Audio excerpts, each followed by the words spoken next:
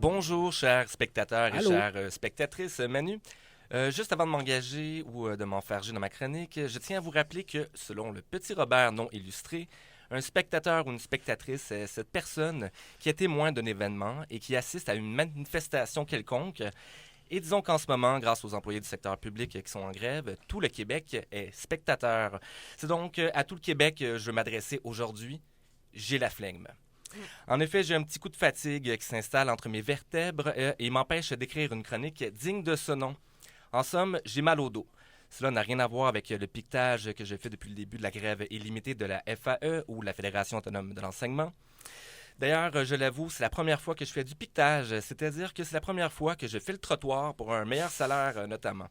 Quoi qu'il en soit, si j'ai mal au dos, c'est parce que je me suis épuisé à m'auto-sucer dans mes chroniques radio. Wow! Ouais. Ben, Pardon. En d'autres mots, Manu, j'en ai marre de monologuer. La grève actuelle dans le secteur public québécois n'est-elle pas d'ailleurs la preuve qu'il est l'heure des dialogues? C'est dans tous les cas dans cet état d'esprit et dans ce contexte exactement que j'ai entamé une correspondance avec un collègue de travail avec lequel je pique et crochette avec de la laine bon marché notre prochaine année en enseignement. En effet, entre piquets de grève sculptés dans du bois de roseau, c'est-à-dire qui plie mais ne casse jamais, un collègue et moi avons décidé de correspondre entre deux piquetages, c'est-à-dire entre deux moments de solitude durant lesquels nous n'avons plus la chance extraordinaire d'enseigner à des élèves. Mon collègue et moi sentions peut-être un danger apparaître dans un parfum d'essence. Nous sentions peut-être plus précisément que le foin qui remplit notre motivation comme autant de peluches de fête foraine était imbibé d'essence et est à risque de consommation. C'est pourquoi, avant que notre motivation ne parte en fumée, nous avons entamé une correspondance pleine de créativité, de pédagogie et de mesures alternatives. En passant, Manu, si tu trouves que mes phrases sont trop longues, du moins plus longues qu'à l'habitude, ce n'est pas peu dire, sache que mes phrases sont exactement comme les négociations entre le gouvernement Legault et les pas fou. syndicats du secteur public.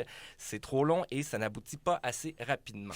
Ah, bon point. Ben oui. Ça Bien manque- vu. et ça manque d'intelligence. Ah, ça l'arrive. Hein. Quoi qu'il en soit, je parle de ma chronique. C'est des là, blagues, Manu? c'est des Ah, blagues. d'accord. Continue. Ça manque de bienveillance. Rapidement. Ouais, safe space, Manu. Ben oui, C'est s'il des vous amis, plaît. c'est pour ça. Ben, quoi qu'il en soit, Manu, je ne peux évidemment pas terminer ma chronique sans vous expliquer brièvement ce qu'est une correspondance. Disons d'abord que la correspondance est un type documentaire écrit. Il s'agit de recueils de lettres en prose, notamment à forte vocation littéraire, réunis et organisés selon un modèle déterminé par leurs auteurs. Nous, c'est Google Doc.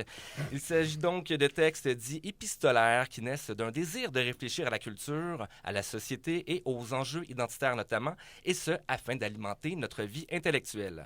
Enfin, en plus d'être une série de lettres écrites quotidiennement pour quelqu'un de précis, la correspondance peut être une réelle ou fictive. L'important est d'alimenter notre vie intellectuelle en échangeant des pensées, des histoires et des émotions. À titre d'exemple, nous pouvons penser aux lettres à Nelson Egrin de Simone de Beauvoir, le roman de Venise de Sand et Musset, correspondance de Sigmund Freud et Stéphane Zweig, correspondance passionnée de Anaïs Nin et Henri Miller notamment.